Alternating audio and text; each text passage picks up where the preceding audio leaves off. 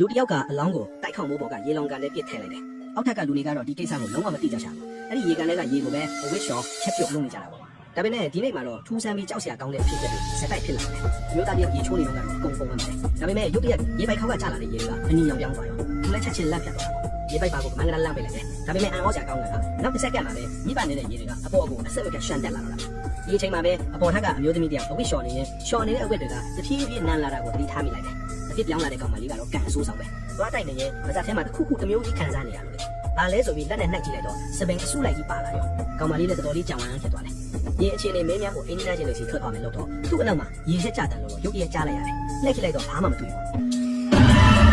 ။အဲ့ဒါနဲ့အိမ်ကြီးချင်းအခန်းကိုတွားကြည့်တော့သူတို့တွေစုပြီးစားတော့နေကြတာတွေ့လိုက်ရတယ်။ကောင်လေးတယောက်ရေချိုးကိုင်းဝင်ပြီးရေတစ်ခွက်တောက်လိုက်တော့ဗဇက်ထဲမှာမာတော်တော်အရာတစ်ခုကိုခန်းစားနေရတယ်။နောက်တစ်စက္ကန့်မှာပဲဗဇက်ထဲကနေပလတ်စတစ်အလတ်နဲ့လက်သေးဆွဲထုတ်နေလိုက်တယ်။အဲ့ဒီအချိန်ဂီတာကအလောင်းစီကလာမှန်းသူတို့မသိကြသေးဘူး။လမ်းသွားတဲ့ကောင်လေးကဖက်ကိုကျဲမင်ပေါ်တွက်ချလိုက်တယ်။အဲ့ဒီတော့မှပဲခေါင်းမိုးပေါ်ကရေကန်မှာတစ်ခုခုမှားနေပြီဆိုတာသူတို့သဘောပေါက်သွားကြတယ်။ဒါနဲ့သူတို့ထင်တာဟုတ်မဟုတ်သိကြအောင်ခေါင်းမိုးပေါ်ကိုတိတ်တိတ်ကြည့်ကြတယ်။တကားပွင့်ပြီးအပြင်ထွက်ကြည့်လိုက်တဲ့နဲ့ရေကန်အဖုံးကဝုန်းမလဲပွင့်သွားရော။အားလုံးကြောက်လန့်နေကြတဲ့ခေါင်းမိုးပေါ်ကနေအပြေးရွာပြေးဆင်းလာကြတယ်။အခန်းပြန်ရောက်တော့ရေသုံးလို့ရတဲ့နေရာမှန်တယ်မြတ်အကောင်ပိတ်ပြီးဒီညချင်းပဲဒီကြောက်စရာကောင်းတဲ့နေရာကနေထွက်သွားဖို့ဆုံးဖြတ်လိုက်ကြတယ်